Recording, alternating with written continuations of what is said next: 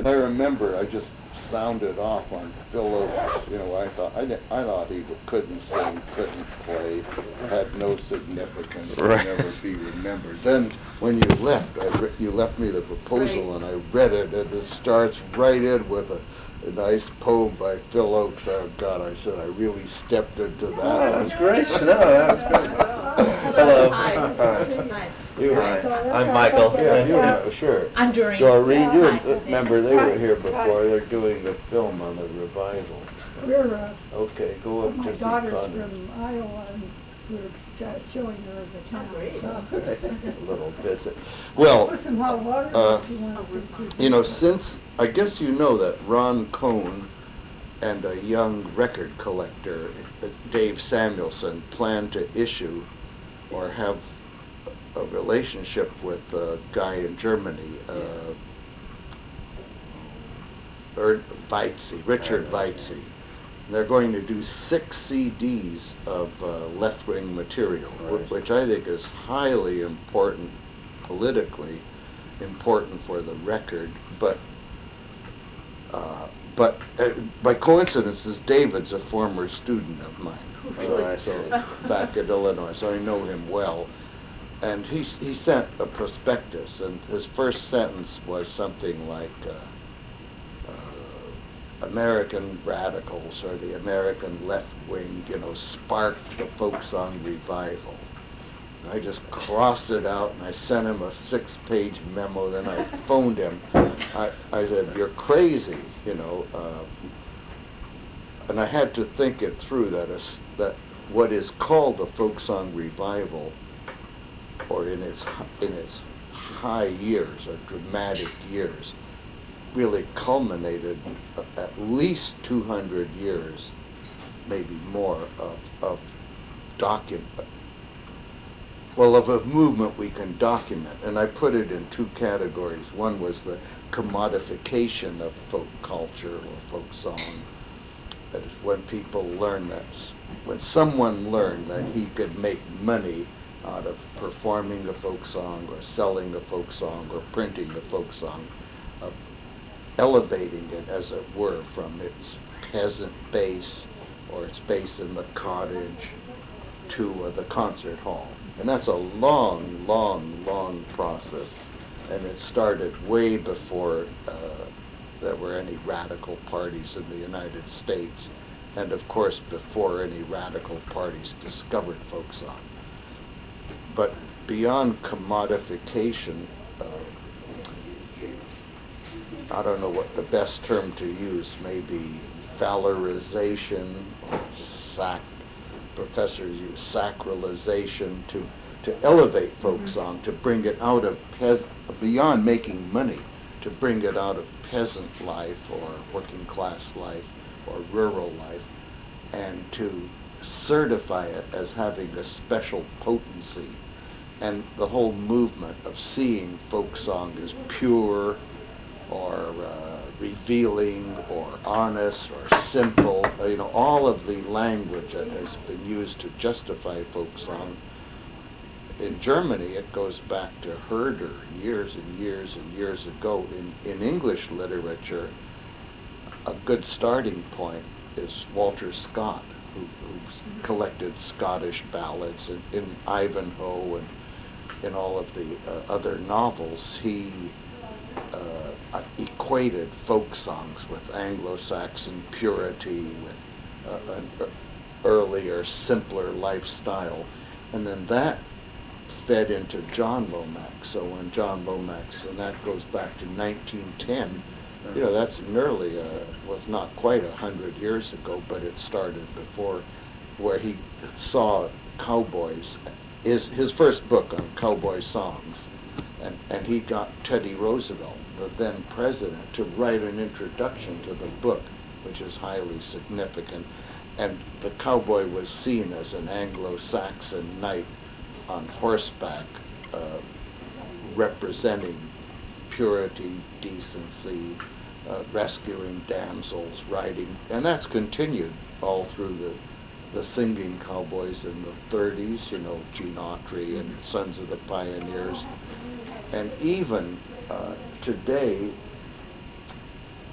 when you get really super popular country music stars, say like Garth Brooks, who's on the cover of Time magazine. What's he wearing? A big black Stetson, wears a bolo tie, Levi's, silver buckle. He's no more a cowboy than I am, but he buys into that image, and he, with his so-called simple country music lyrics, he does essentially what Lomax's Cowboys did, or what Walter Scott's Knights did. So those two intertwined processes of commodification and valorization precede any approach by the left to folk song. At any rate, Ron phoned me yesterday, and he said that David would modify his introduction. It's a long, but it pertains, it leads me to your film. It's legitimate to focus on any aspect of the folk song revival if you indicate that in some way, either with a voiceover or by the selection of a theme or a song, but in some way you either have to say you're doing a 1 hour total survey, which then gets chopped up into segments, or you have to say, no, we're focusing on one aspect of it. And, that's your choice. But for Ron, it's no choice at all, because this guy Whitesey wants left-wing material. Yeah. Have you seen Norman Cohn's The booklet? booklet. That is probably as good a brief history of the revival as you can find, and he's an impeccable scholar. And one could literally make a film following that chronological outline. We read it and we said, God, that's the story. Yeah. We read it, we said, Jesus, it's been done. You just have to film it. I mean, that's kind of a... Find the visuals. Exactly. But I think But what there are, you were saying is for us is to focus on but one you, aspect. but it's a broad film has some virtues, it reaches a broad audience, but it ultimately becomes superficial. Yeah. You can't touch I'll just see, because I'm also waiting for a call from Indiana. We'll just see. Hello? Oh, Allison, you want to say hello to Luann? So, can one do a broad film? Sure. You know what? It's better to do a focus film on some aspect of it. And, I think it's easier, tighter, and more dramatic, but then you have to... Here's the advantage and disadvantage. If you do a broad film, you don't have to do any selection. That is, you're free to do everything. If you do a narrow film, then you have to... you have to make the choice. It has to come out of your mind. When you talk about broad versus narrow, you don't necessarily refer to styles of music. Or No. Theme, yeah, subject. That's what The total revival in all of its dimensions.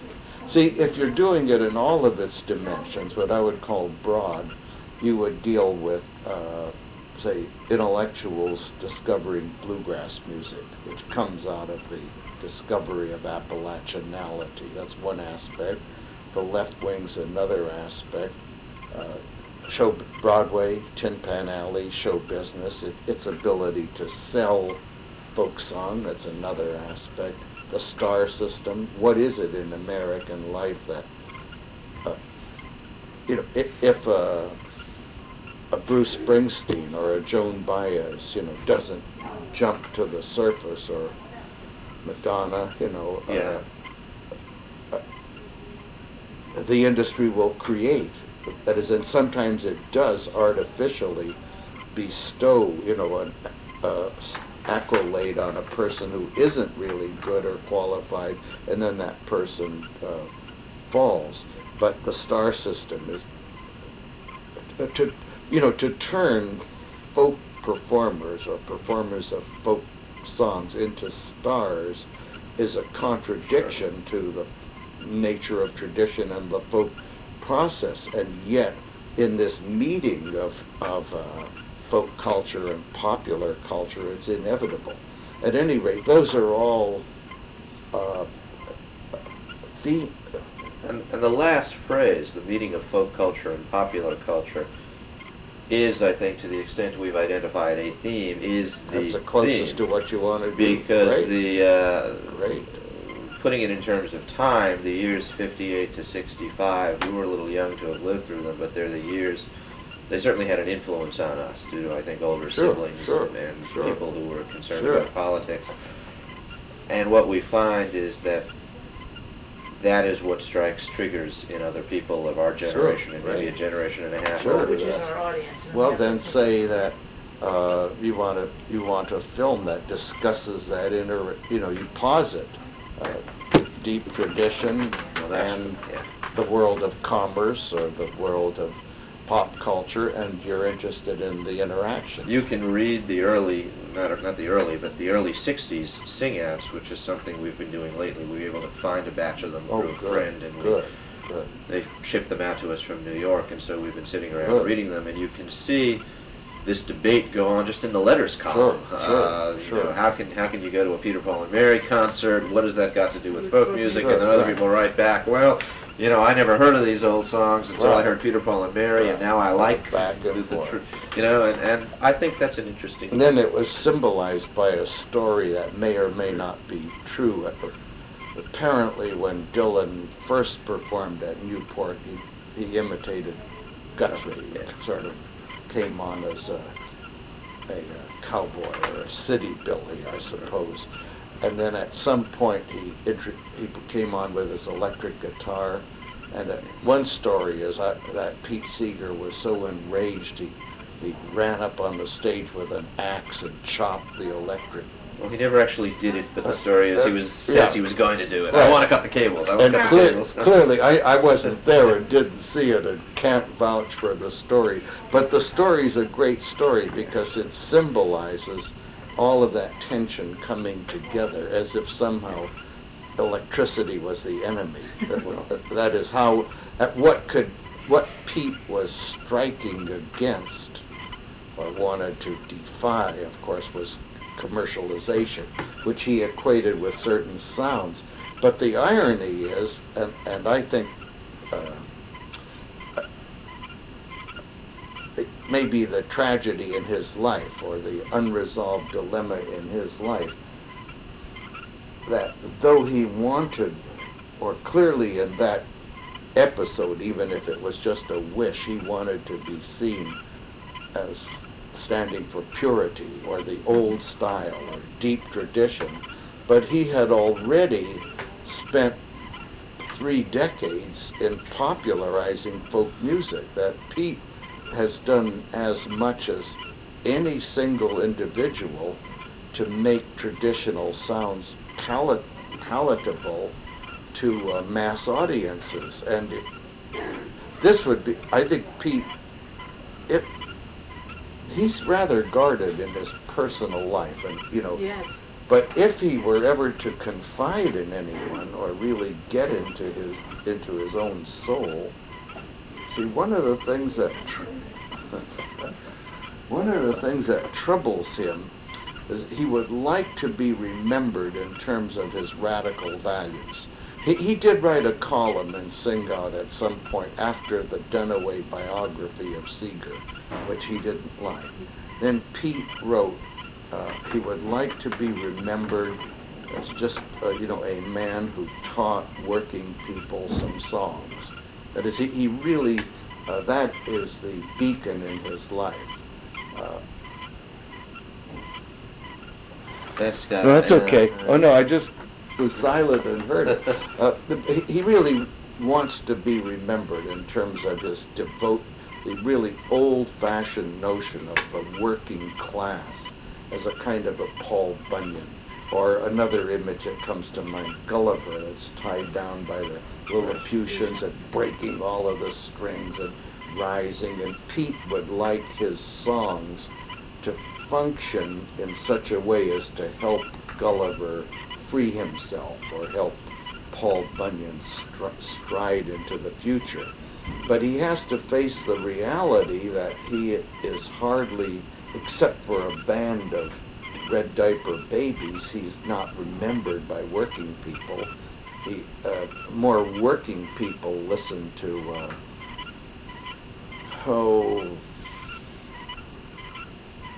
Okie from Muskogee, Merle Haggard or Hank Williams, than ever listen to Pete. And Pete's songs are still understood as appealing to intellectuals or radical intellectuals or their children, rather than to working people. And he has some sense of that. So then he has to ask himself, well, with all of this work, what did I really do? Well, he really helped make traditional folk songs and traditional folk song style available. That is, he was part of the process of watering down the very purity that he extolled. And when he wanted to cut the cable, it must have been maybe just a little cord going to, I visualize it as a big electric cable lighting up the whole Newport, and anyone who would cut it with an axe would instantly electrify himself and everyone else. 60,000 people fried, with electricity. But in his desire to, how about this interpretation, to cut that cord, that is the cord to modernity, he really wanted to cut off that aspect of his life that he looked back upon with displeasure. Well, that's interesting. At least that's in light of what. Well, let us tell you our story. We went to New York and we did see a lot of people in March. And one of the people we saw was Harold Leventhal, which is yes, he's the manager. Yeah. And they're still obviously very close. Sure, In fact, that week sure. they had a concert at Hunter College. It was a sing-along that Harold had organized with various groups. We went to that. And we met with Harold, and really, Harold is really a genuinely nice person, very knowledgeable, very interesting. And we left, and we were home back in San Francisco 4 or 5 days, and Pete called. And we had sent Pete a letter Sure. months before, and he had responded by sending us a postcard with, good luck. Yeah, and I'm busy. Yeah. He never even acknowledged we asked for an interview. He just Sure. sort of deflected it. Yeah, sure. Pleasantly, but deflected it nonetheless. He But called he and called us. said, and left a message and said, I'd like to talk to you about your film. And we can only attribute that to the fact that Harold must have spoken to said, them. hey, they're not, These guys from San Francisco, and they're okay. Harold Yeah. liked us. Harold, Sure. he Yeah, really I'll did. We talk talked to all him. about Sure. politics here. Sure. I mean, he was so interested in the Sure. fact that the police chief had become mayor of San Sure. Francisco. So I set up an interview with Pete for next week. And he agreed He that agreed he to would it. be Oh, on great. film, which is Yeah, terrific. Great. And I said to Pete, let me send you information about what we're doing. And I sent him the proposal. And I thought, about 3 weeks later, I thought, let me call Pete and see if he has any questions about it. Well, I did not expect what I got. When I called him, he was just incensed and said that he did not want to participate in the interview. This was not folk music. This is when the pop culture met folk music. And I said, that's great, Pete. We want you to say that because everybody in the world thinks this is folk music. And I thought to myself, I really have to quickly turn this around because he was just so Vivid. He did not want to talk about what he saw as wrong in any of our statements. All he wanted to do was say, I'm not going to talk to you. He said, Well, I need- clearly you touched a deep, clearly, I'm convinced my analysis is right. There is so much see, when he presents himself on the concert stage, he's outgoing, warm, Humanistic, a world right. figure, charismatic. At home, he's uptight and troubled. So what you did unwittingly, maybe you should never have sent that to him. Well, we know that now. Just go to New York, and once he consent, and then just let the interview, because once you had the camera set up, even if you got 5 minutes, it would have been intensely valuable. Well, we've turned it around. We are going. That's He good, agreed. good. And he has agreed because I said to him, he said, I will not, he wants to have final say on how it's used. And I said, that's fine. But I want you to talk. It is important for you to get your Right, views that's good, out. good. Because, Good. see, the whole world thinks that somebody picks up an acoustic guitar and it's called folk music. And you have to understand that. And there are thousands and thousands of people. And he kept blaming Lomax, Alan Lomax, for convincing him that this was folk music. Dylan, Paxton, Oates. Yeah, he it's- said Oh. Alan Lomax told me in the 60s that, Oh. And I agree with him. He said, that I'm this in a was- grave error. It is not Well, folk music. technically he's right. Sure That he that is.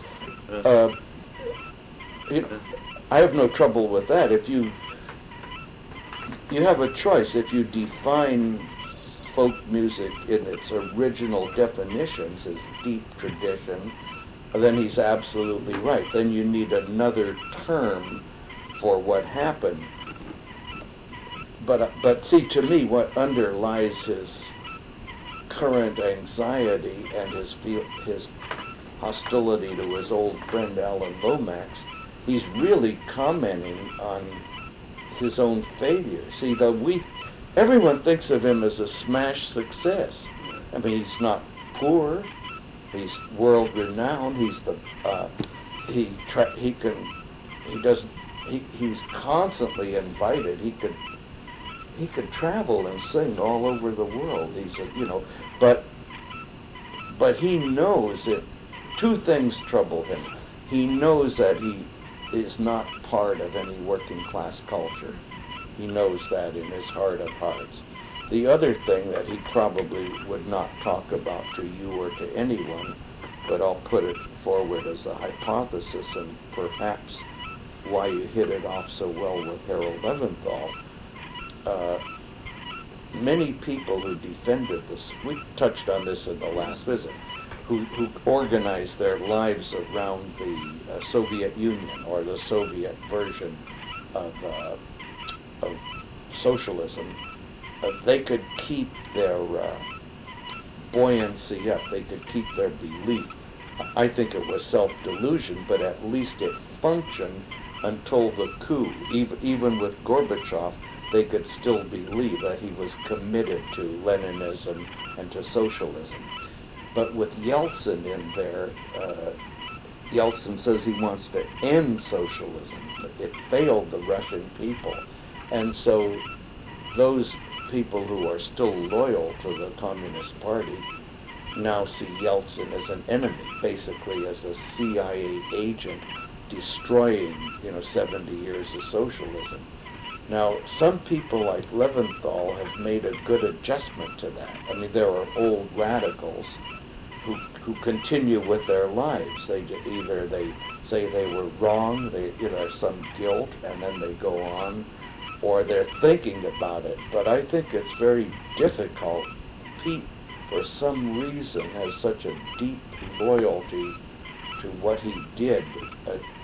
After all, he was part of that process he was part of what I would call American Stalinist cultural politics at least from 1938, when he first encountered it at Harvard, and as near as we can tell up until the coup. That is, if at any point Pete ever spoke critically of Stalinism, it's not part of the public record.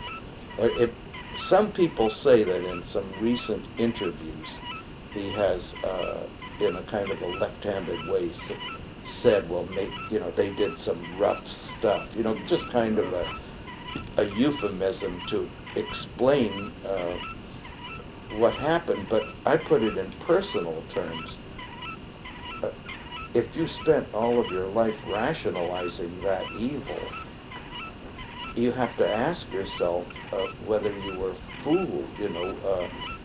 Was my life a lie? I mean, how did they pull the wool over my eyes? And I think Pete's political dilemma, coupled with his awareness that he really failed in his own life goal. That is, the things that he achieved he doesn't think important. the wealth, the comfort, the popularity. Wanting to be a working class exponent, he's not. And that coupled with the failure of his politics, I assume he's a troubled person these days. He's one of my neighbors. So I think what happened is inadvertently, Doreen, when you sent him whatever, a script, a postcard. We sent him what you read. We sent him what you read. Well, along with a cover letter all right, outlining here's some the areas of difference. inquiry. When I read it with great humor. I said, wow. I didn't, I don't have any, well, at any rate, you clearly you touched a deep nerve in the guy, and maybe he'll calm down and just get some footage of him. Well, that's what we're going to do. And ultimately, even if he wants control of it, you can We can not use it if we can't use it. You if could you won't let us use it. Or use we a can. few minutes Yeah. of it in the total film, but save it. Oh, yeah. He won't live forever. No. Put it in an archive. Or 10 years from now, another filmmaker will Yeah. turn to the subject. I reread, one of the Just things do he it. said to me is, I finally learned, we didn't know how to do it in the 60s. It's interesting, this is just following your thought. We didn't know how to do it in the 60s. We thought that the commercialism was the way to go. Do it means bring Get the music traditional to the masses, to the yeah. masses. Get Yes. the music right, to the right, people, as right, he right. says. Yeah. Now we know how to do it. Now we're doing it right. And he's talking about the People's Music Resource Network and Freedom Song Network. Yeah. You do it in channels with people that are very interested in it. And so, you're right, his belief still is that if you Oh. teach everybody a song, then the world will be a better Right. place. Well, see, from my perspective, here's a man who's, intelligent at certain areas, but after all of these years of being a star in the world of commercial folk music, I don't think he understands the relationship of folk music to politics. That is, I don't think you achieve world friendship through folk song. I mean, perhaps you achieve world friendship through some political relationship, some distribution of power, and then folk song comes along, or any cultural forms, film, novels. It helps decorate, it helps ease, but at any rate, those are questions you have to decide with him. In the meantime, though, there are plenty of other areas and arenas to explore, as you've already learned, other individuals. Yeah. And will you have access to footage made at festivals and in films and We're for working on television that. shows and Murray so Lerner, on? did a film called Festival, so about Newport, and we're trying to get our hands on that. We just got hold of a film, there's a filmmaker who now lives in Oakland, who used to live in New York, who did a film called Sunday, and it was all about the Washington Square riots. Good, So it has footage of things Good. like Izzy Young's story, good. importance of people singing in Good. Washington Square Park. And then there's a photographer named Diana Davies. Oh, Diana Davies. Who has wonderful photos from that era, Good. 50s through Good. 60s. So we just scratched the Good. surface of the finding footage, but I think it's out there. There is some footage that should be in the public domain. I assume I don't know how it's handled in terms of copyright, but the Smithsonian Festival has been going, since 1968, and it turned some of its raw footage into, it made a number of half-hour films, but also it has some footage from every festival, and over those years, many performers, generally traditional performers, were there. But I think we could get our hands on that. We talked to Ralph Rinsler at Oh, some length no, on the East Coast, and he'd be was helpful, interesting to yeah. film. Where did you interview him in Washington? Yeah, we went to his Yeah. home. Oh, and, but now he lives in a little apartment. Yes. He He used Down to in live. Rockford. used to live in a big house on 9th Street. Well, he referred to the other house. Well, and he Ninth said, Street, yeah. he said if you're gonna, but he still owns it, or Kate owns it. He said Oh. he called it Kate's house. He called it Kate's house, so maybe it's Maybe they had they had a difficult relationship, maybe. She's writing a book about him. She was there, mostly as an observer. Yeah. And She's also doing a lot of research because she is Yeah. writing a book about him. she's writing what she called Ralph's autobiography, but she's writing it because Ralph doesn't have time. Well, I can see. But did you get some footage of Ralph? No, we talked to him. And But maybe you could get some. Oh, he's agreed. He's Maybe you prepared. could get some footage from him from the Smithsonian, Yeah. and then have Ralph's voice over there. Well, you know, you will know how to handle it. There's somebody else, the filmmaker in Oakland, Danny Joyce, told me there is a professor at the University of Colorado who is collecting a lot of the footage to put into the library at the University of Colorado. I have the guy's name. That's He right, hasn't you called told me me. yet. He wanted a copy of Sunday, which is a Yeah, story of Washington. I haven't. You don't remember his name? I have it written down It's written here. down, but Yeah. is it here or is it home? I Yeah, think you got it at it's home. in this notebook here. And that was somebody that I was going to get on it this week and give him. A collection of the footage is, I don't know. we're in such a long-term process. Do you have you all filmed some stuff?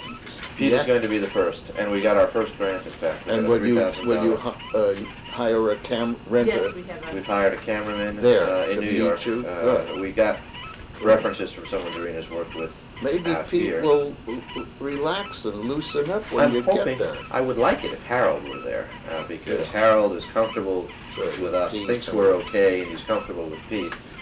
Well, if you get there, you know, either the ice will break and he'll be friendly and open up, or he won't. You know what? You can't.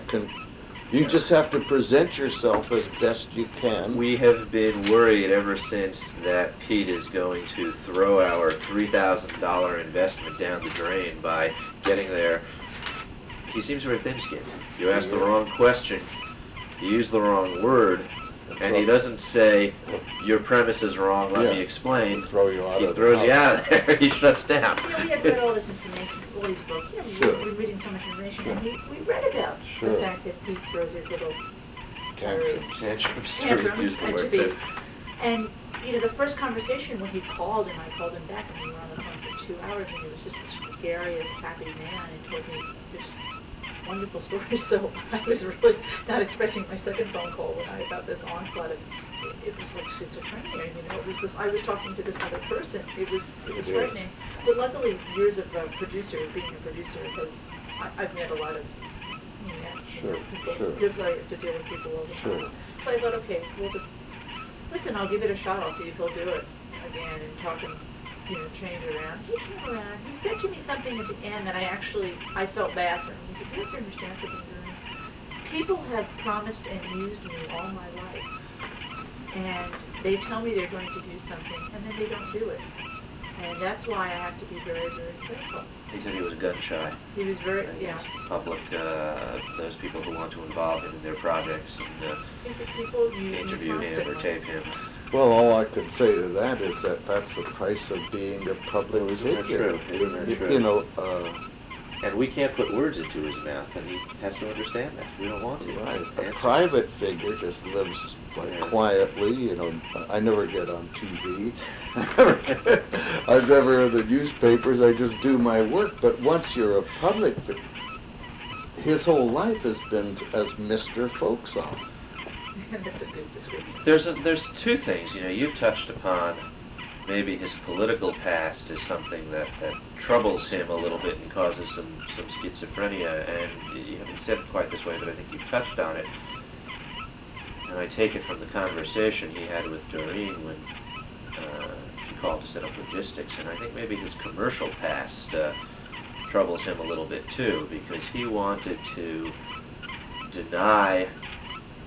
really deny the commercial boom as having anything to do with who he is. Now I've got him on records and books interviewing Bob But Dylan. And, his physical comfort Uh-huh. to live in a log cabin in upstate New York comes from the income he's made as a public performer. Well, but he said in that call, he said he didn't simply say Bob Dylan's songs are not folk music or Bob Dylan is not a person of a tradition himself. He said Bob Dylan, Phil Oakes, Tom Paxton, all that stuff has nothing to do with folk music. And I think that is going a lot further than one needs to go. So they called it folk music. Well, what should they have called it? It's pop music. Pop music. Pop music. From the get-go. He did say that he made an error. He thought that it did, and in retrospect he's wrong. Now that's fine. I think that's a fair comment. But Yeah, there's but this, here's you how I talk look- about rigidity. yeah. Here's It's how I either this look or at that.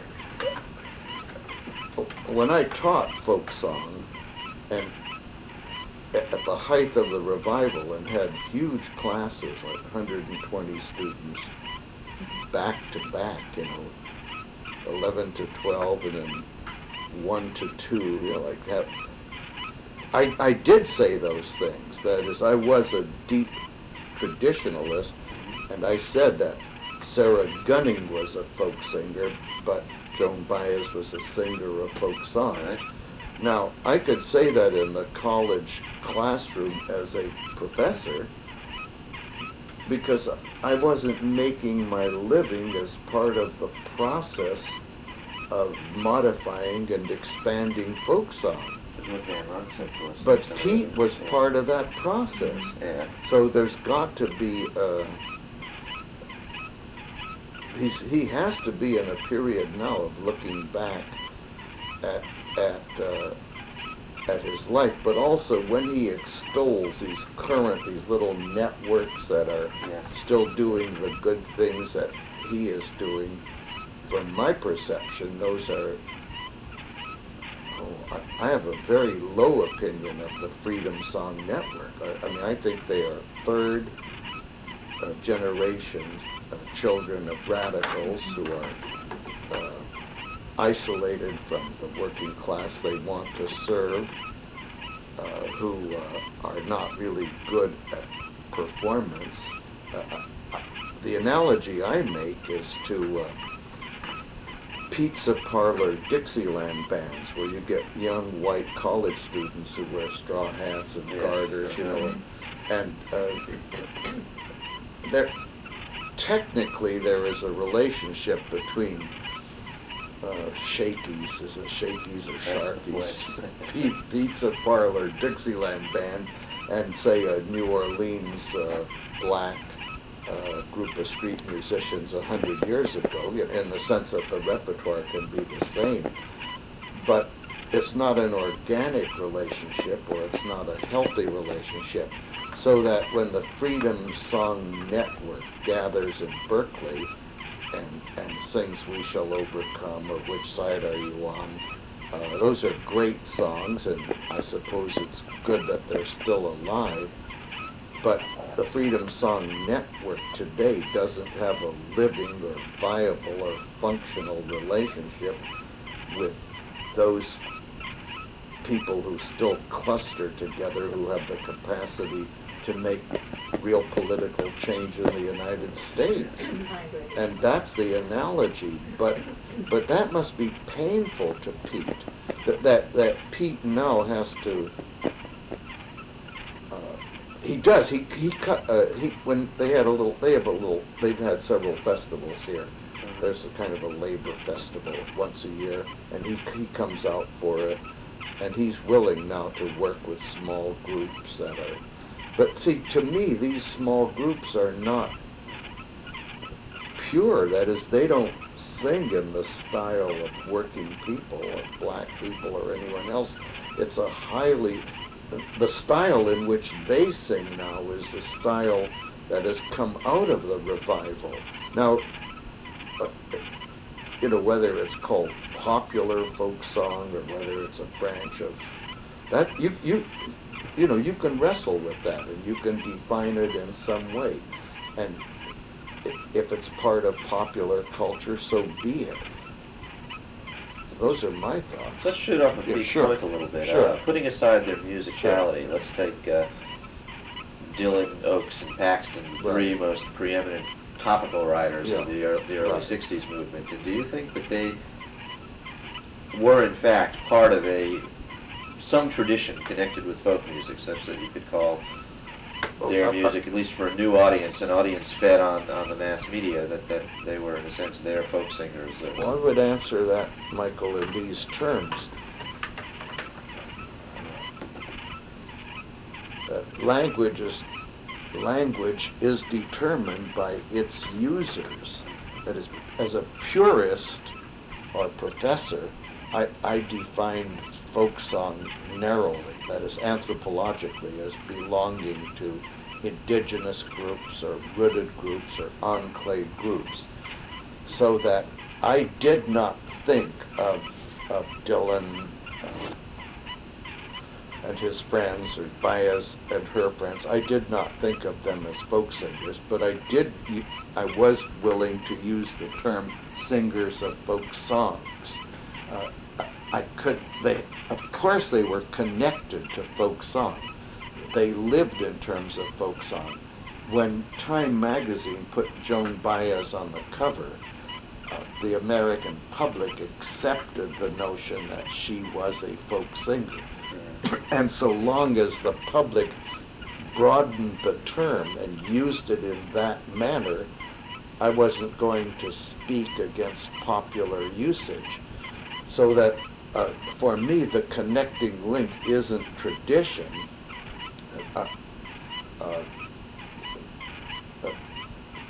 They were part of the popularization of folk music, or a folk music boom, or the commodification of folk music, or again the sacralization of folk music. And their strength came out of their ability to expand it and extend it, and it had very little to do with traditional roots or with traditional processes. So, in fact, they were strong precisely because they innovated. And in a sense, I would contrast innovation and tradition as shaping forces. Now, once they established a form that might be called popularized folk music, and folk music as part of popular culture, that then functioned for newcomers in second and third generations who could learn those styles and who equated their learning with a traditional process. It gets pretty tricky, but I would be very, very careful on using the word. I'm not comfortable with broadening the term tradition so that it deals with a traditional process in folk society and a process of dissemination, expansion, popularization in popular society. What about their original songs? I mean, Dylan was writing his own songs. The songs they wrote clearly, to me, were pop songs. I have no problem with that. And that there's no value, I don't use a value judgment. Was Dylan a great poet? Yes. Is Tom Paxton a good singer? Yes. Was Phil Oakes an exponent of militancy and radicalism and anger and change? Yes. I always thought of them as part of pop culture, and still do, as I think of country and western performers, as I think of black rhythm and blues and rock and roll performers. For me, to see, say, the relationship of Johnny Cash, or now say Garth Brooks, or Randy Travis, to see a current popular country star, he has some relationship with Appalachian traditional material. There is a continuity in repertoire and performing style, but it's attenuated. The analogy in black life is, if you listen to, say, Jane, well, what is the relationship of Michael Jackson to Leadbelly? And Teresa Brewer at one time sang a song, Boll Weevil, which turned into a hit, but it didn't sound like Leadbelly's Boll Weevil. Michael Jackson is at such a far end of the continuum in African American music that I don't hear traditional songs in his repertoire, yet occasionally, stylistically, he hits a note that goes back to gospel performance or spiritual performance. So it seems to me that's the way to analyze Dylan and his peers. They are one part of pop music that draws upon a body of folk song in content and in style. In conversation with somebody once, they said we were talking about Dylan's "Blowin' in the Wind" and the times they are changing. And with respect to those two songs specifically, and as opposed to Dylan more broadly, person I was talking to said those songs became folk songs. They weren't in their inception. What do you No. If you mean by becoming folk song broad dissemination and broad response, and the answer is yes. But I am willing to work with folk society as a limited concept. I get no special kicks out of expanding the notion of folk, so that if I can get back to some of the original meanings in the term folk, a group set apart. The key word for me is the French word enclave or enclave. A group set apart from large society by ethnicity or region or language or occupation or ideology, and I think generally of relatively small groups using culture to enhance a discrete identity. Folk society only has meaning. It's a relative term as it relates to mass society or mainstream society or popular society or official society. So if you can think of folk culture as enclaved, set apart, marginalized, discrete, subjugated, put upon, if you can think of folk culture, folk society as limited, then the songs and stories, the lore that comes out of folk society, it by definition belongs to the people within the enclave group, expresses their values. In mass society, some of popular culture, some of that material, of course, becomes broadly disseminated, but at the price of losing its connection. So that a song like Wreck of the Old 97 is a traditional folk song that does reach a large audience. But I don't think the process works in the other way, that is, blowing. Many people know Blowing in the Wind, but if you go to folk societies that still exist, say the Cajun society, which is a geographic entity and a linguistic entity, or Appalachian, which is regional, or coal mining, which is occupational, or Mormon, which is religious. That is, once you define folk societies, no one has ever collected Blowing in the Wind from any traditional folk singer in any traditional folk society.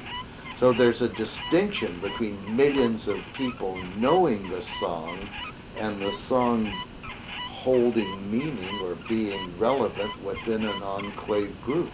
Well, Cohen's definition in his booklet, I remember his words, he says, from which I occasionally tolerate moderate dissent. And it was limited to, he said, a song which survives without the necessity of commercial media. Right.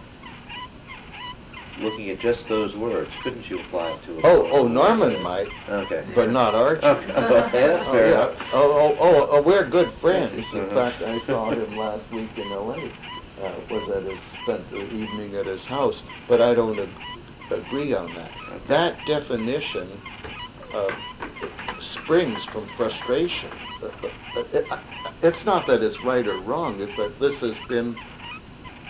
See, here's a problem. The definitions of folk song, folklore, folk society, folk music, all those definitions stem from an earlier period in Western Europe when the folk Right.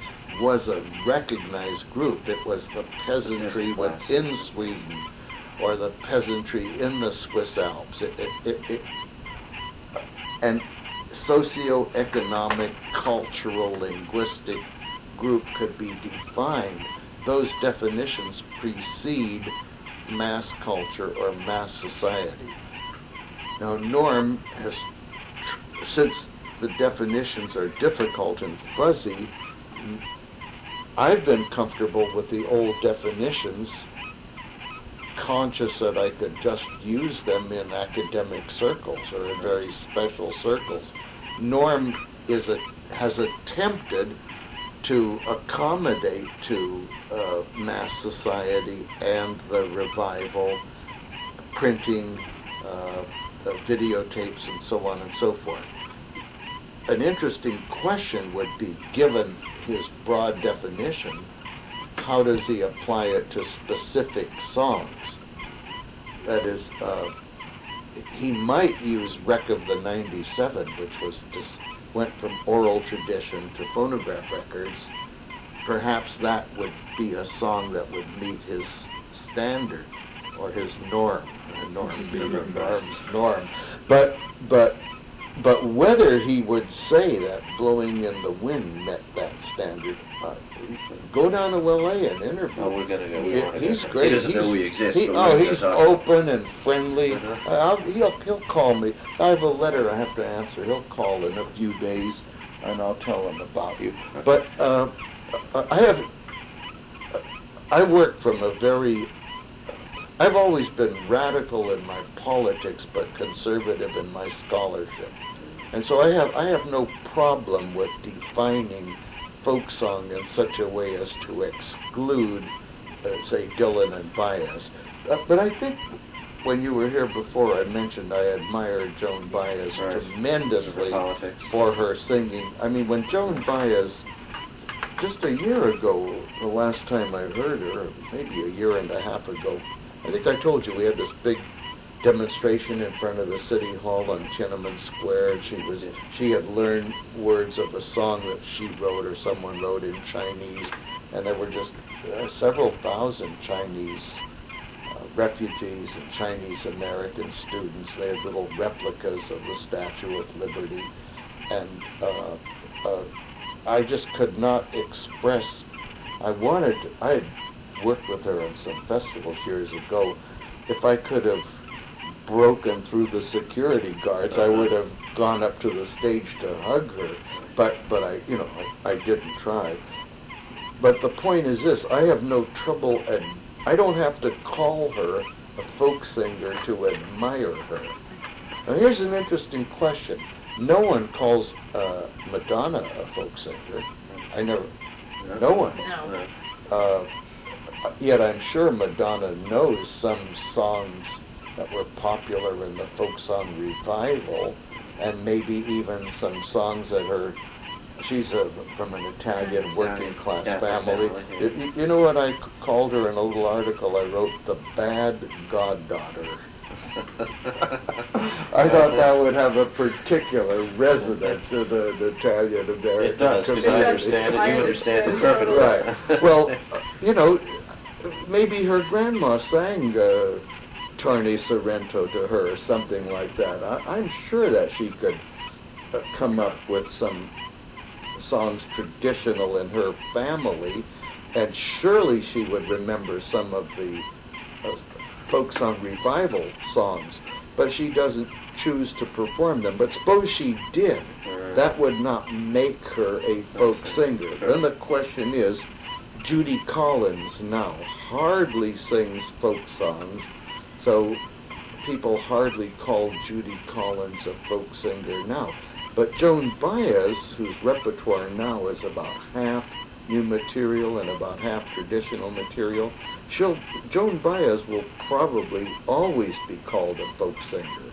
So I think what you have here is if you want to wrestle with it, and it would be dramatic as hell in a movie.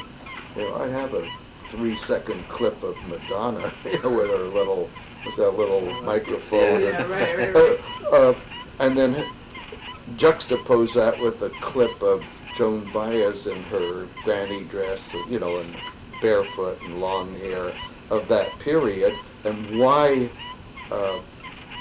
here are two young women, or not one's older than the other, but two women. Joan Baez comes out of a Mexican-American family, Italian family, both eminently successful in American life, of great skill and great talent. And why is one called a folk singer and the other a pop singer? Now, I'm not imposing anything on you, but I have no problem with understanding that distinction. See, Joan Baez came up in the revival when pop music, or the music business, the entertainment business, it had discovered folk song, right, and it could make money, and it accommodated to certain repertoires and certain styles.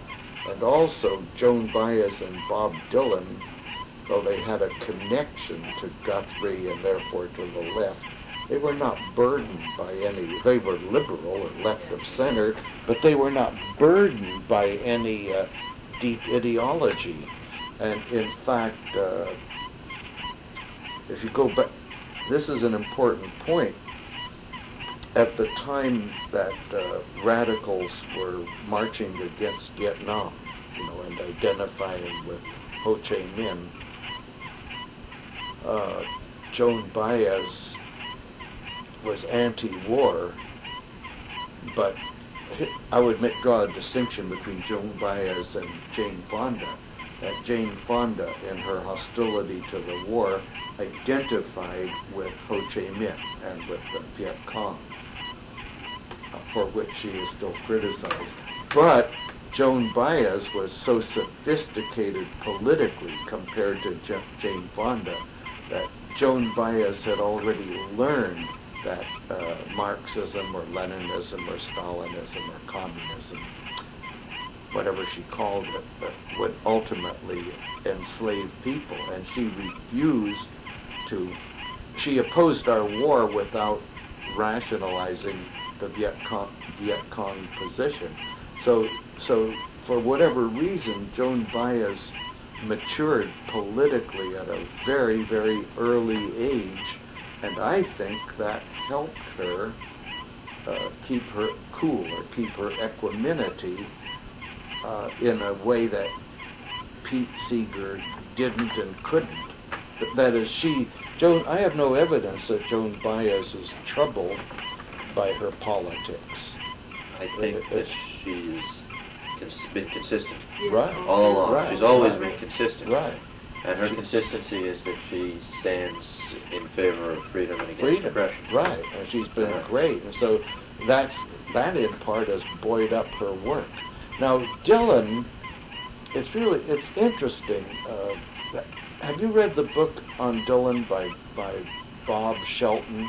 Yeah, I've read that book, yeah. There's a lot of material on Dylan, but I think Shelton's the only one who really tries to get to some depth. And no one, unless Dylan writes about it, I don't think I've never heard any good explanation as to how, as Dylan moved up it became a big property for Columbia Records and quite rich, with a lot of freedom then to hide himself and indulge himself. At some point, Dylan either did or didn't slough off the Guthrie heritage. That is, he clearly moved away from that kind of whiny southwestern style into a rock style that he in part helped innovate. His poetry became very complex. Did Dylan at the same time abandon Guthrie's left politics? I don't know. I don't know that he had any politics really, or that he really just wanted to be a very successful. No one knows if No one Dylan knows. had politics. Yeah. Yeah. He wrote these songs, but no one knows if Dylan truly I had agree with you. politics. That's why I say he either did or Yeah. didn't. And but in some whatever whether he went through any struggles or not, he clearly he had the capacity to accept the best that mass culture offered. That is, he didn't go storming out of the CBS studio and say, "No, I won't let you sell 10 million of my records." You know, he didn't go storming out of a concert. In fact, he used it to limit his appearances and all to what he wanted to do. So, being part of pop, once folk music becomes part of pop culture, clearly the performers have to have some ability or capacity to accept pop culture's values. That is, if you, like Pete, see, if you constantly rebel against it, to me, it's just irony after irony that not only did